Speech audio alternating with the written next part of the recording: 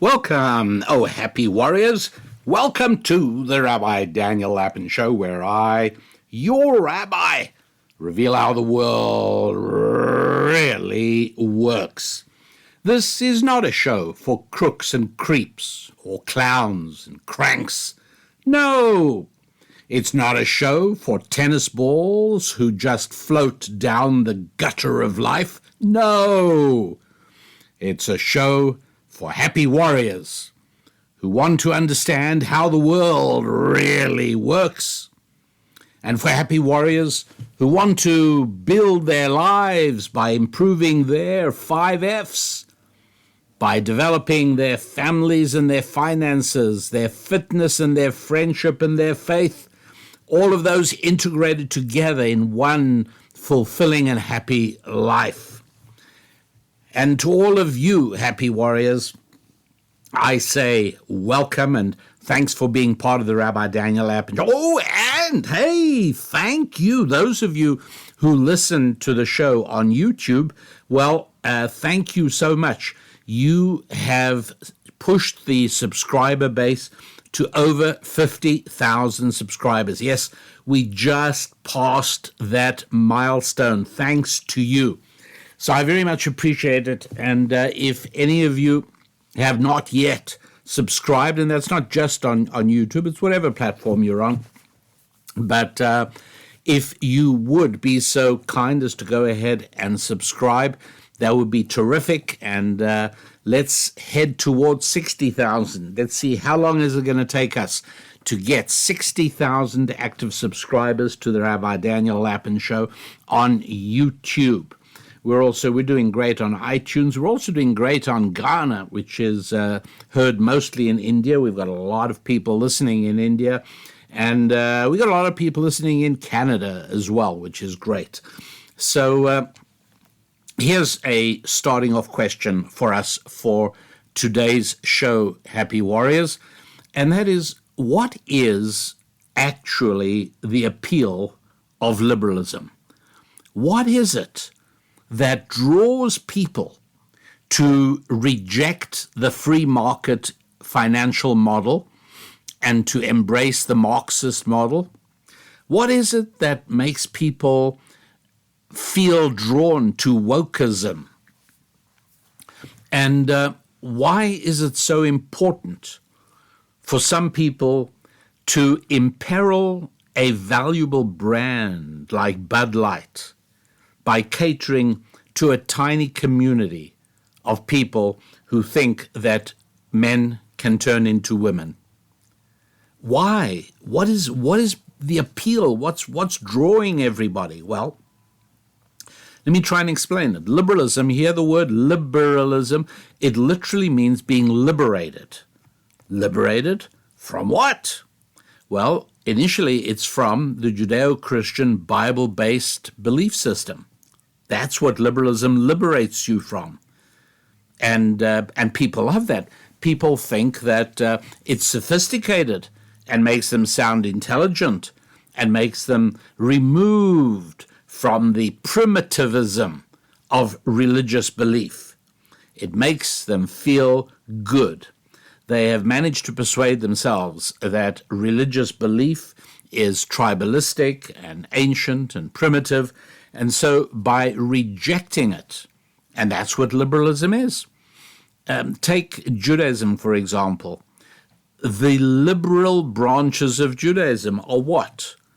Conservative Judaism and Reform Judaism. As organizations, they are in decline, but their appeal is a more liberal perspective on Judaism. And so, sure enough, you can find quite easily that whereas Orthodox Judaism requires adherence to the 5 books of Moses and adherence to the codes of Jewish law, the 5 books of Moses requires that every 7th day on Shabbat, from Friday night until Saturday night, we don't run our computers, we don't use our telephones, we don't drive our cars. the liberal branches of Judaism, conservative Judaism, Reform Judaism, Reconstructionist Judaism, and who knows how many others, they have liberated their members from these constraints of religious restriction.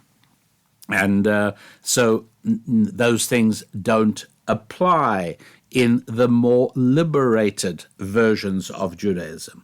That's what liberalism is at its heart all about. And that's, by the way, exactly why liberalism or progressivism or socialism or communism, please understand, these are all exactly the same. They differ only in degree. But these things, whether it's progressivism or communism or socialism or liberalism, where did they develop? Only in judeo-christian Bible-based countries. That's where they came from. They never emerged or developed in Africa or Asia. Oh, they took root in those places, okay, no question about it. Because liberalism or communism or socialism offers so many benefits to those who wish to rule in tyranny. But for it to emerge indigenously, for liberalism or socialism to emerge indigenously, no, only in Judeo-Christian Bible-based societies, because you've got to have something to push against, right? And so the idea that people are using liberalism to liberate themselves from the constraints of Judeo-Christian belief, well, obviously that's not going to have much of a selling feature in countries that do not have that in the first place. So, not surprisingly, we saw it in France during the last decades of the 18th century. And what was the paramount target of the vitriolic hatred of the revolutionaries who were socialist or communist or liberal, whatever you want to call them? Well, of course, the church. The church was the primary target of the French Revolution. We saw it in Russia during the first decades of the 20th century, and the primary targets of hatred, well, they were the Russian Orthodox Church, of course, and naturally also the Jews, even though many Jews had themselves become Bolsheviks. Didn't help them. And as it began to emerge in America in the 1960s, liberalism, progressivism, not for the first time, of course, it had been seen in America before, but it was the first time that it captured the hearts of young people on a large scale. Young people who started by taking over the universities, a process of transformation that has been happening relentlessly for 60 years and continues with unabated ferocity. Part of its initial appeal is shunting aside sexual standards of behavior. Join us, and you will get to sleep with your girlfriend without marrying her. That's almost irresistible. That was the message on campuses in the United States and in England and in France and in Germany and many other places during the 1960s. It goes back a very long time.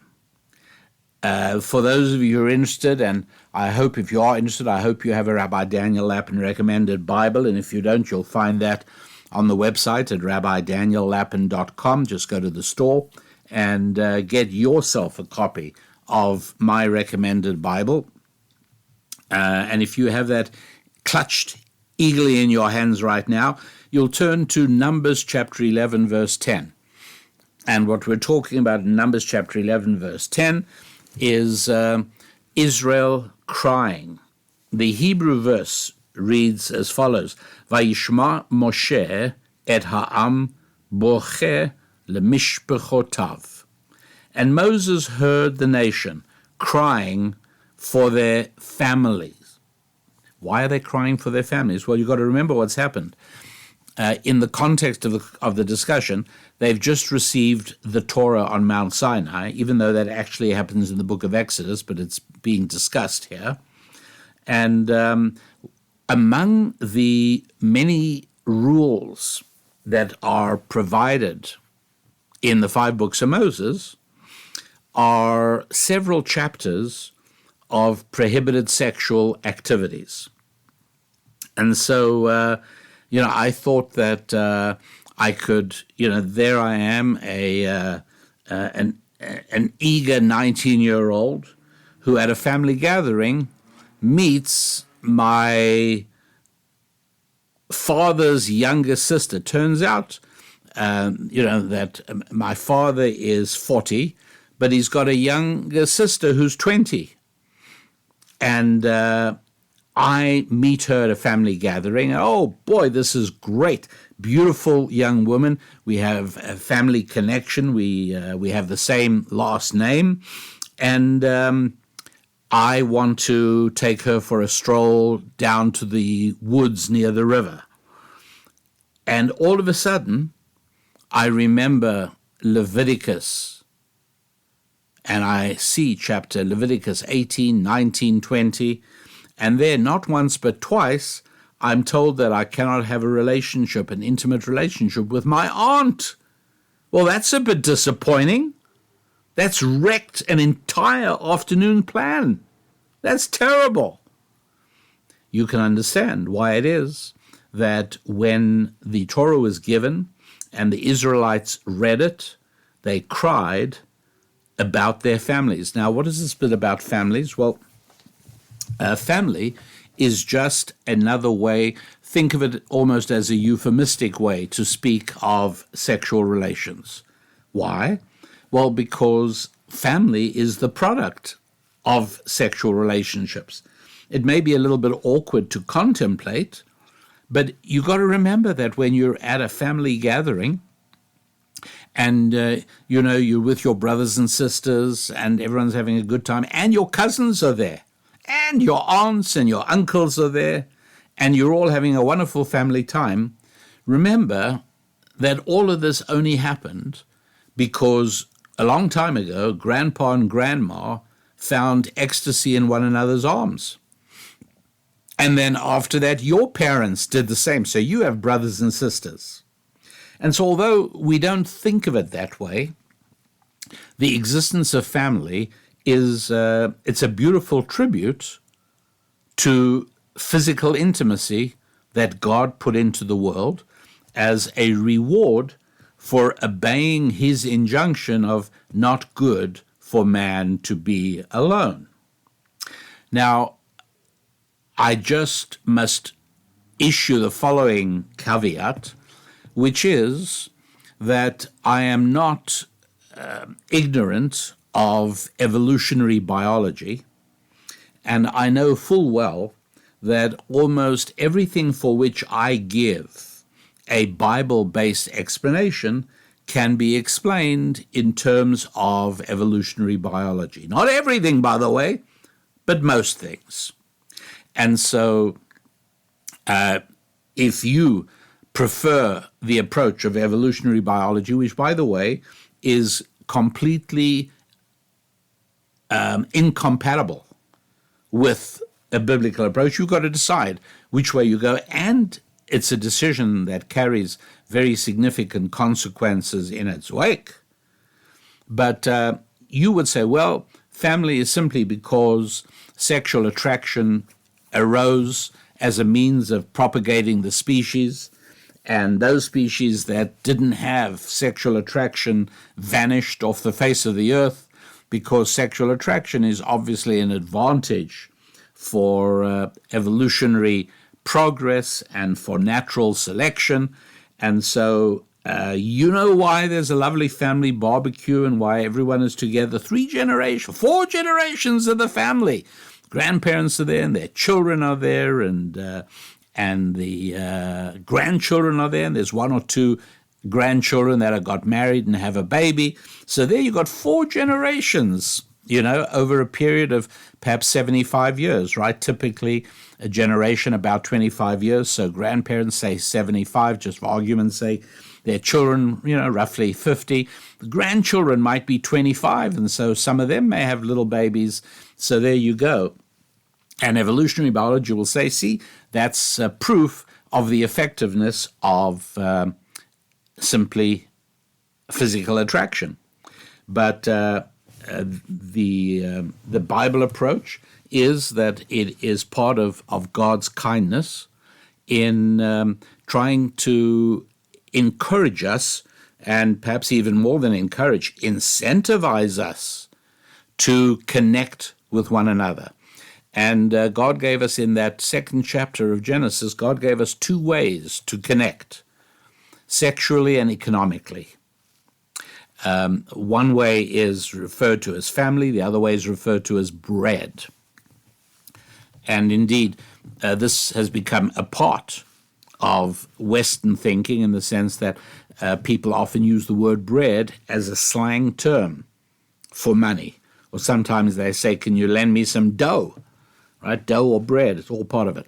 And so one way that it's immensely rewarding to connect with another human being is through the wonderful world of financial transactions, where we both emerge at the end of the transaction happier than we were before. I am thrilled that I was able to purchase a Smith & Wesson revolver from you, and you are thrilled that you sold off some of your inventory and now you have money. And we both smile at each other happily as we ruminate on the beauty of free market transactions that makes both parties happier than they were before. And likewise, the sexual relationship, once again, brings joy to both partners. And what is more, both partners feel joy at being able to bring joy to the other. What could be more godly? What could be better? And so that would be the biblical approach.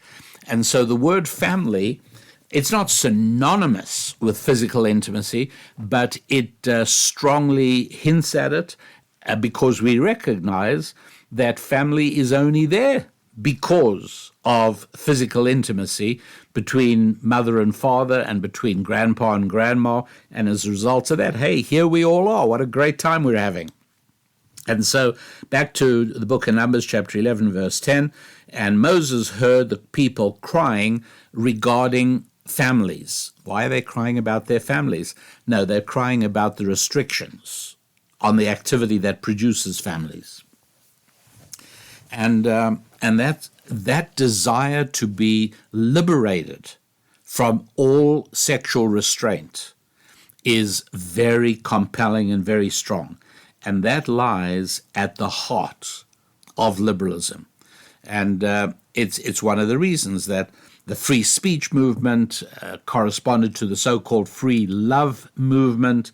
And in the 60s and 70s, there were love-ins and sit-ins and lie-ins, and all kinds of things happened. Why so much at the university level? Well, partially because university students have too little to do. Now, if you're a hardworking university student, God bless you, and I'm happy to hear it.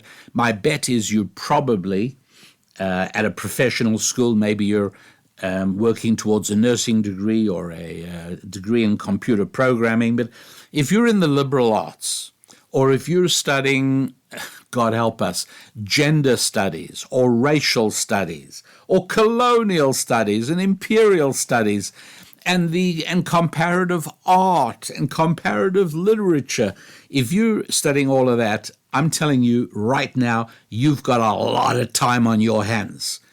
And you'd be a fool not to use it productively. Well, there were plenty fools, and so it was on the university campuses that liberalism found its most fertile ground.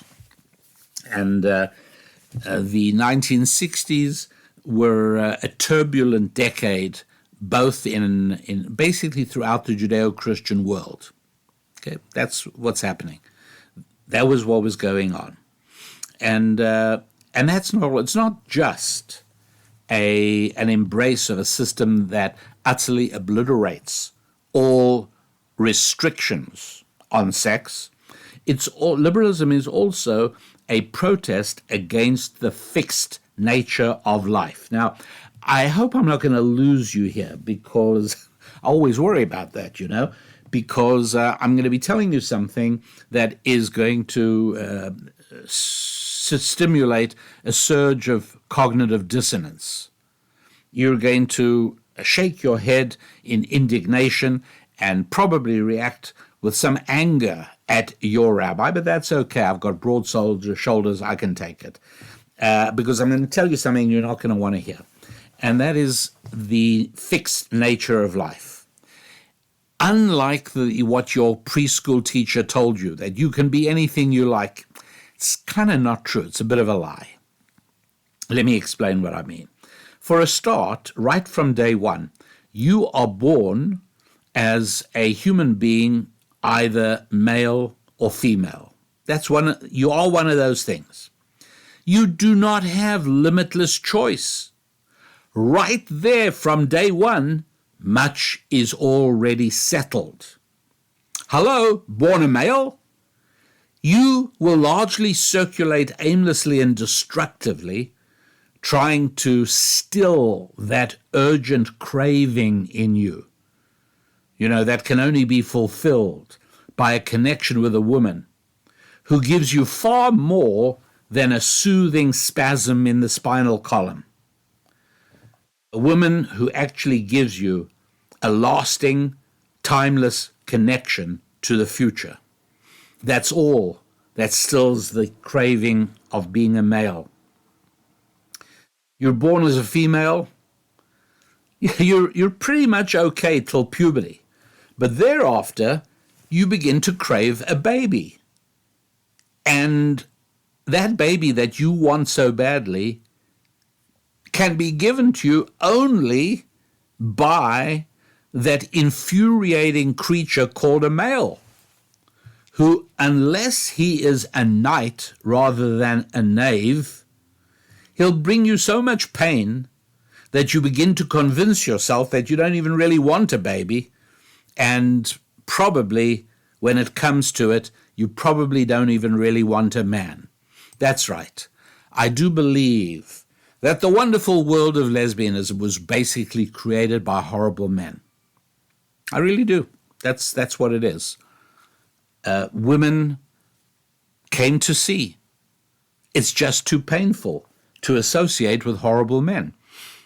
And once upon a time, you could easily avoid horrible men because your parents and your family and your social circle and your school and your teachers, everybody was steering you to upright, decent guys. But there's so many fewer of them today, you see. And understandably, many young women say, there are no great guys around. Who needs them?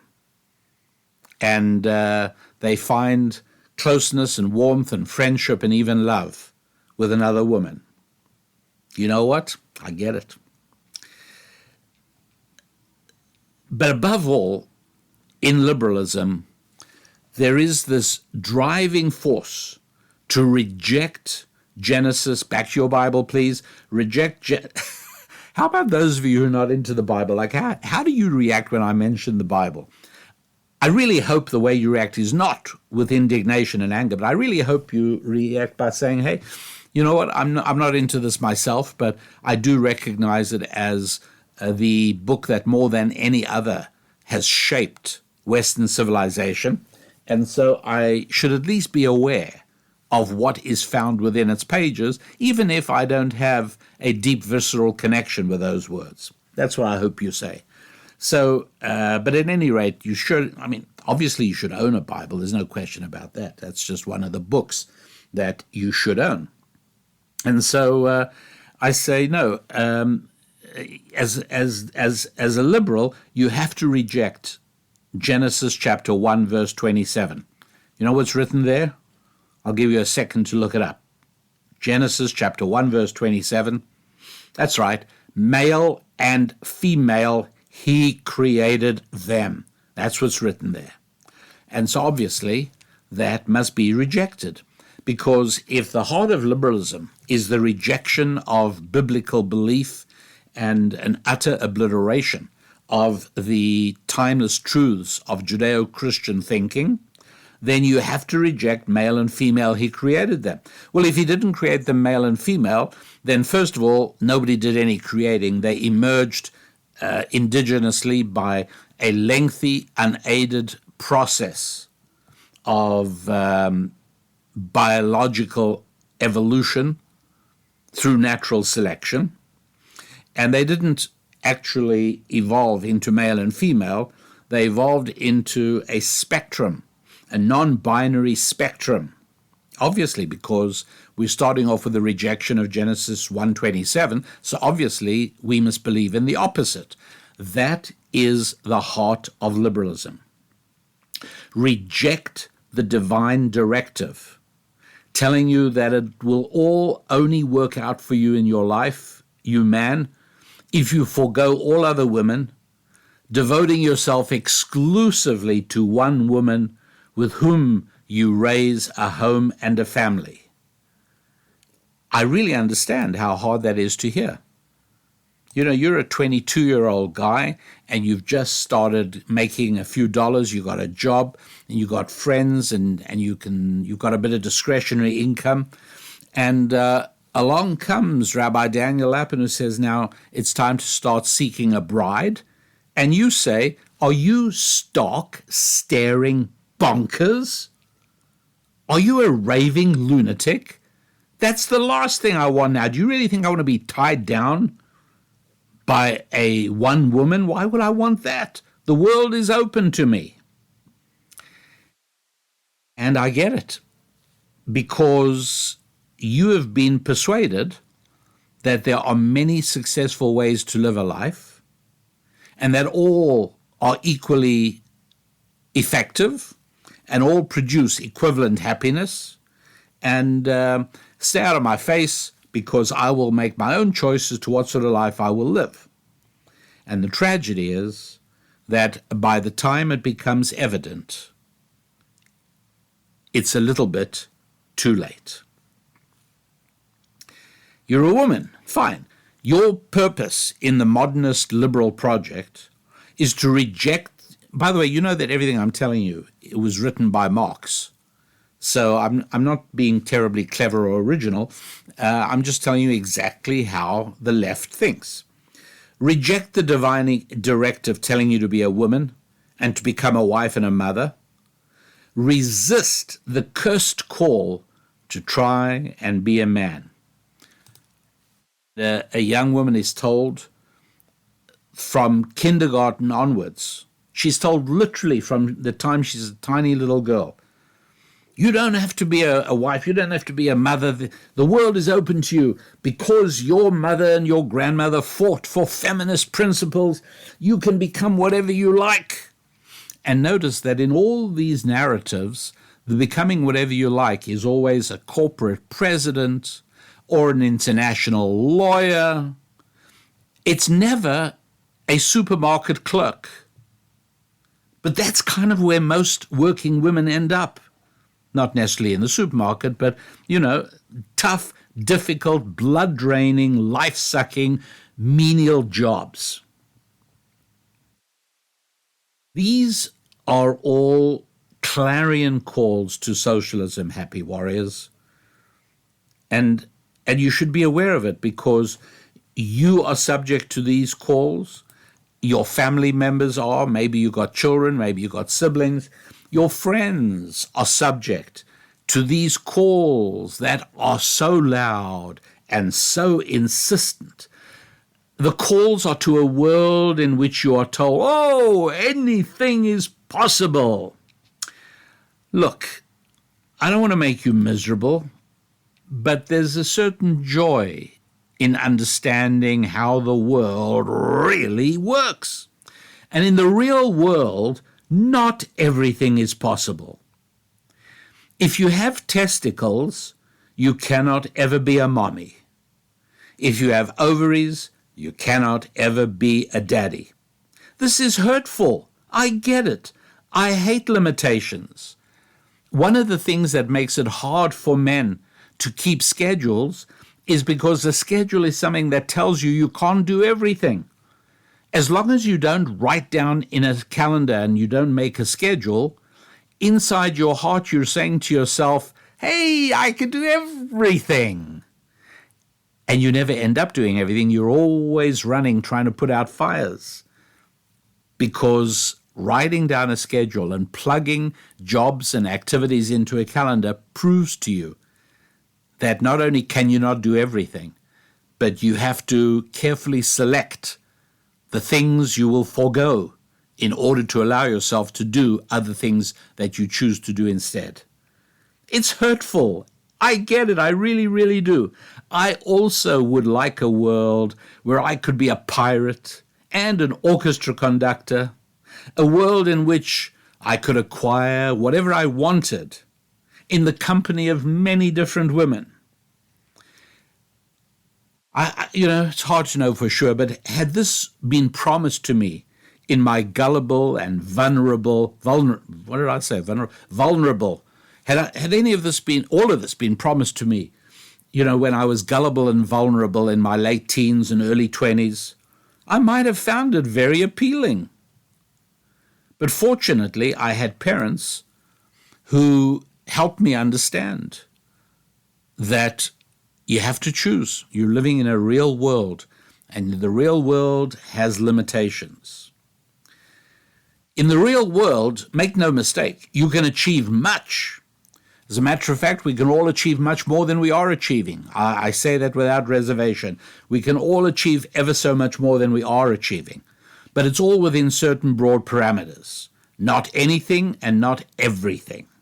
You can achieve a lot, but it's within certain broad parameters. It's not anything and it's not everything. In the same way that I cannot have everything, or for that matter, anything, not everything works as well as everything else, right? What am I talking about? Well, I want you to try and understand this. But first, let me ask you to please, if you haven't yet become a member of our Happy Warrior community, please go ahead and do that. You can go to the website wehappywarriors.com.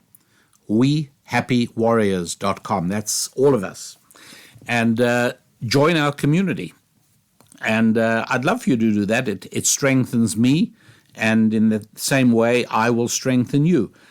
Each and every one of us, each happy warrior is trying to improve his and her life. And we know how to do it. We know that we have to strengthen our families and our faiths, our finances and our fitness and our friendships. We get all that. But the devil is in the details. And the challenge is in the self-discipline and the focus. And all of these things are made ever so much easier when you can go online to the Happy Warrior community when you are a member and embrace other people, many of whom have already gone through the boundaries you are facing. And they help you break through those boundaries. And hey, guess what?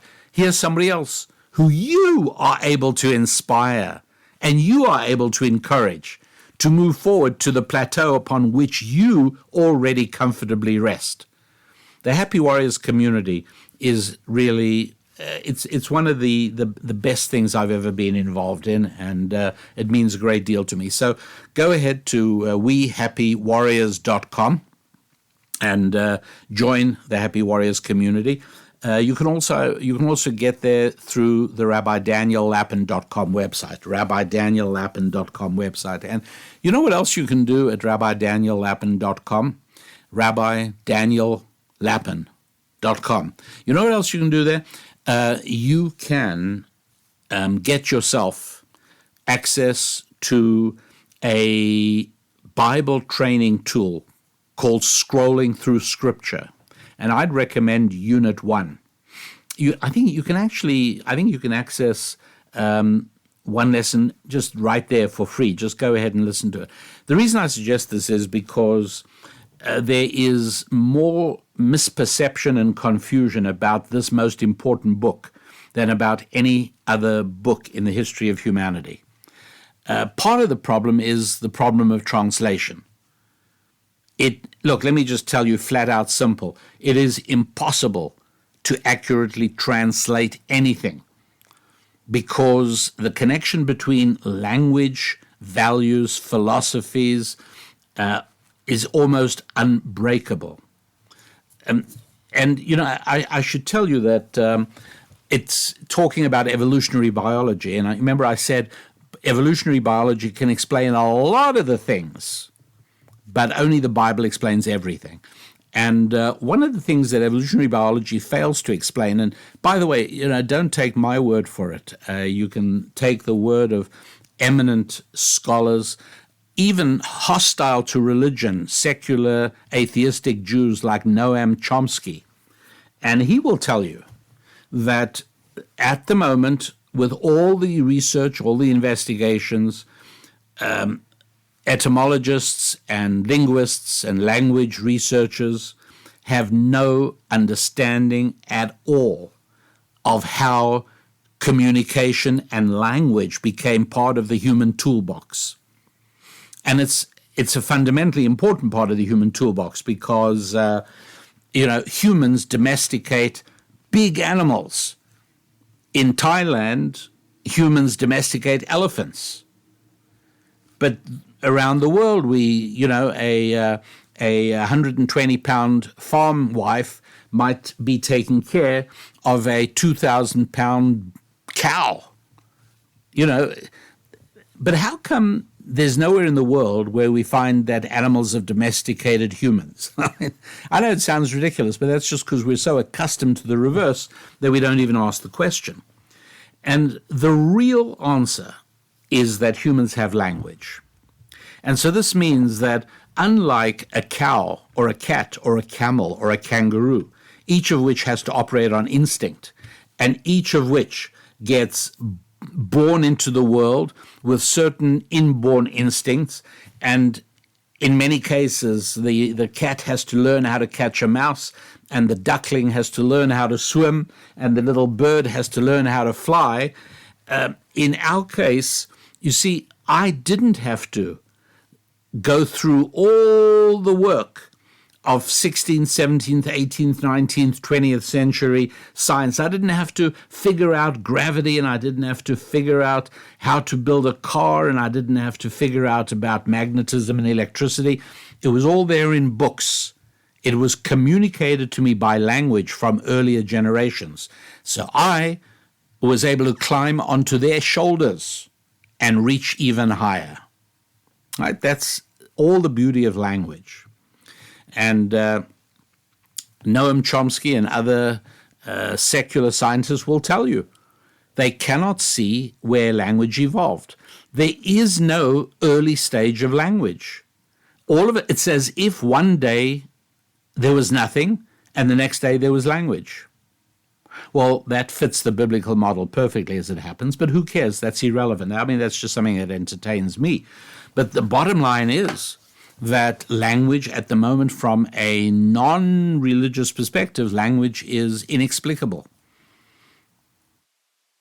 Scientists believe that they have found various fossils, or they will find missing fossils that show a steady progress. Well, the fact remains that, as I think anyone who's looked into the whole wonderful world of Darwinian evolution. No, actually, I would really like to give credit not to Darwin but to Wallace, because what you may not all know is that Darwin kind of pretty much stole it from Wallace.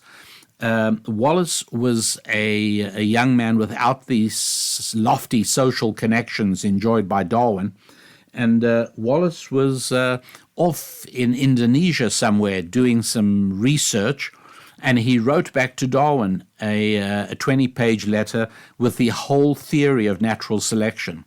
And Darwin basically, Darwin had been working on it as well, but he hadn't written a thing. And he basically raced ahead and claimed the credit from Wallace. Not a nice thing to do. Not a nice thing at all.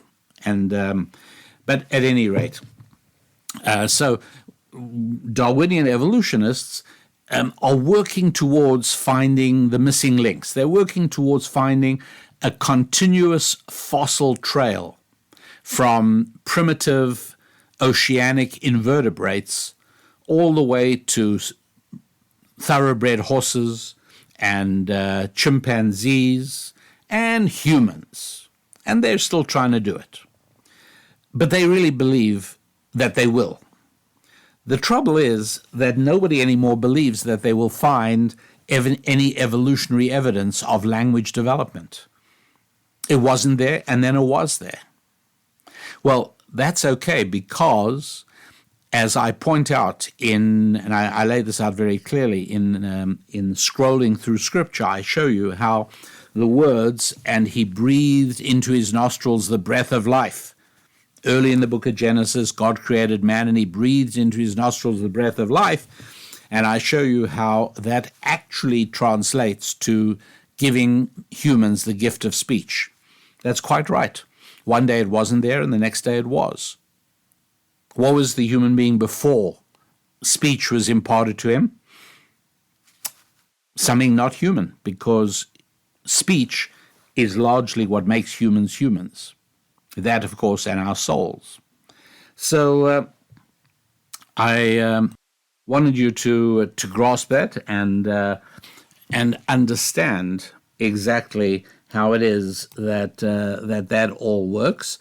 And you may, as I say, go to rabbidaniellapin.com and take a look at the free example. I think there's a free, beautiful lesson in scrolling through Scripture, because you really, I think, if you haven't yet, you would like to get an insight into how wrong the translations are and what can be revealed to you if you are exposed in the correct way to the wonders and the amazing facts found in the original Hebrew. And that's what I show you in scrolling through Scripture, Unit 1. So go to rabbidaniellapin.com, www.rabbidaniellapin.com, and enjoy it. You'll love it. And so one of the things that we see is that not everything works as well as everything else. By the way, some of you know this already, but here's how my father taught me that principle when I was a kid. Then, as now, I enjoy things mechanical.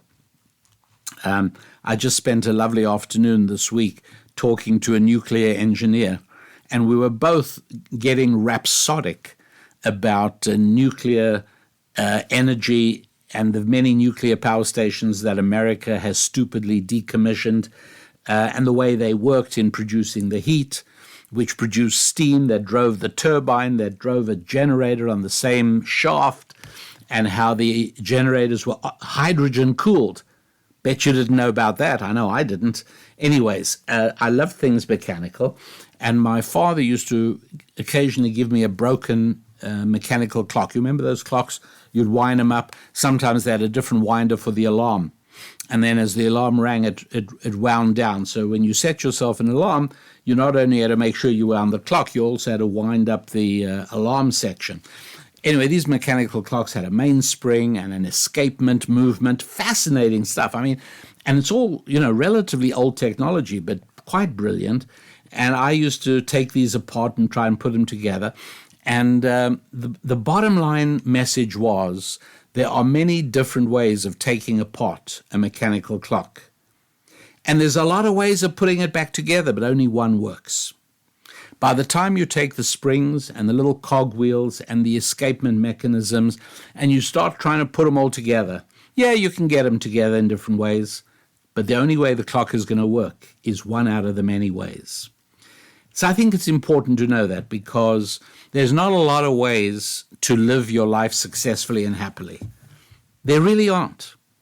And, if you are 60 years old and listening to this, then I hope and pray that you've done well so far.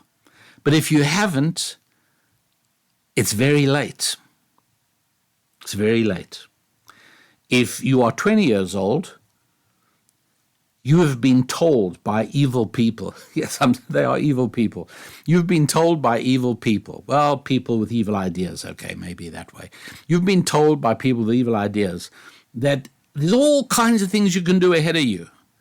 And the truth is, yes, but only one works. We're not all that unique. We really aren't. We're pretty much alike one another. No matter what our skin color, no matter what country or continent we came from, if we're a human being, we all need the same basic 5 F's to succeed for all of us. That's what we need. Each and every one of us needs family and friends. We need physical fitness and natural health, and we need finances. And although most of us don't necessarily know it automatically, we also need faith. Now, why is it that this is not clear and evident to everybody? Why is it that there are men and women who embark on life courses that are almost inevitably going to make them miserable by the time they're 35 or 37? Why? Why waste 15 or 20 years of your life? And the answer is because we can change our feelings by our actions. That's so important. I'm going to say it not once more, but 2 more times. We can change our feelings by our actions. Do you hear me? We can change our feelings by our actions. Let me give you an example. Let's say there's somebody at your work, a real jerk. Somebody makes you really annoyed, just bothers you all the time. You got several choices. You can try and get them fired. Usually not going to work very well. You can quit yourself. Trouble with that is that very often when you go and get another job, there's another jerk there waiting for you. So the third choice is try and change the jerk. Impossible. You're only going to make him a bigger jerk, and you're going to make him more annoying, and you're going to make him more annoyed. So, you can't get him fired. No point in changing work yourself. You're not going to be able to change him, and that leaves the fourth and final choice. You can change yourself. What are you talking about? Well, let's imagine you could take a tablet which stops him bothering you. Now, obviously, you're not changing him. You're taking the tablet. But imagine you took this magical Lapin tablet, and from then onwards, you just smiled indulgently at everything this jerk did because it just stopped bothering you. Wouldn't you agree that that's just about as good as getting rid of him? But you see, that you can do. You can change the way you feel about him. How? Here's the rule. Start behaving toward him the way you would behave toward him naturally if you already felt about him the way you wished you felt about him. Now, was that too complicated? You could just replay it. Or you could repeat it, Lapin. Fine. If you don't like the way you feel about somebody, start behaving toward them the way you would naturally behave if you already felt about them the way you wished you felt about them. Having a fight with your wife? Don't start thinking of all the clever things that you can come back with by argument. Just bring a beautiful bunch of flowers, hug her in your arms, look her in the eyes and tell her you really are sorry. You're sorry for making her unhappy. Are you really? I don't know, maybe not. Do you really feel like giving her roses? No, you're annoyed at her. But a strange thing is going to happen. You're going to stop feeling annoyed. And your feelings of warmth and affection and even love will be rekindled. In other words, act lovingly towards somebody, which is acting toward them the way you wished you naturally felt, and you will find that your feelings start falling into line. You know what you do with this jerk at work? Bring him a coffee next time you go and get a coffee. The next day, give him a little gift, a little, I don't know, whatever, and you're going to baffle him at first, but you are going to start feeling differently toward him. And you're even going to say to yourself, what's really funny is he's much less of a jerk. No, he isn't. He's still a jerk. It's not bothering you anymore. That's the key. If there's anything I'm telling you in today's show that really needs to be understood and remembered and absorbed and applied in your life, it's this. You can change your feelings by your actions. So now you should be able to understand, for instance, men who make themselves cry lose testosterone. We get that because the changes are actually not only psychological but also physiological. Yes, that's right. You can actually change aspects of your physiology by the way you act. It's true. Make yourself act courageously and honorably, and you actually start becoming a more courageous and honorable man. Make yourself more surrendering to your husband. Make yourself more yielding. Make yourself a little bit more accepting. And guess what? You'll start feeling more feminine, let alone the magic it'll work on your husband. We can change ourselves by our actions. Men's bodies actually lose testosterone when they cry. We know this because there was a period where men were doing crying therapy. I laugh at it, it's sad, but it's true. And interestingly enough, it eventually died an overdue death because they saw what it was doing to the men's testosterone. Their masculinity was being damaged by the crying. We also know that women who engage in heavy physical exertion lose fertility and stop their monthly cycles. That's right. Shocking, isn't it? The extent to which we can change ourselves, not just emotionally, not just mentally, not just psychologically, but physiologically.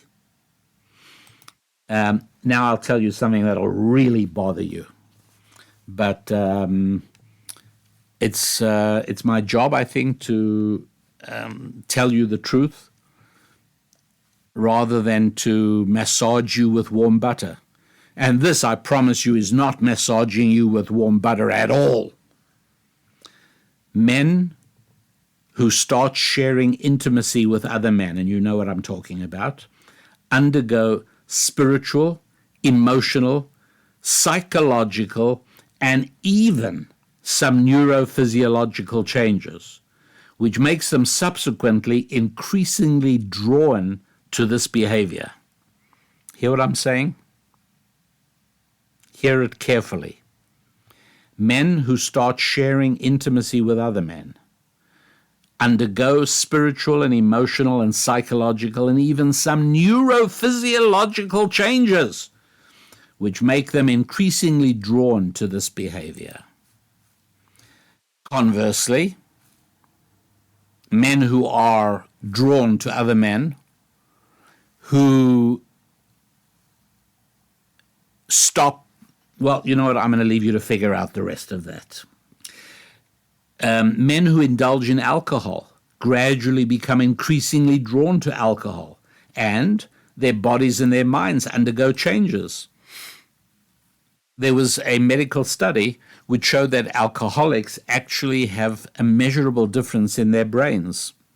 And so they immediately jumped to an evolutionary biological explanation, which was wrong. They said, see, men have a predisposition to alcoholism. Certain men have a predisposition to alcoholism, and you can see it in their brains. And the truth is nothing like that. The truth is, through an extensive alcoholic period, their brains underwent measurable change. That's what happened. Women who hold and touch and smell babies experience measurable physiological surges of hormones.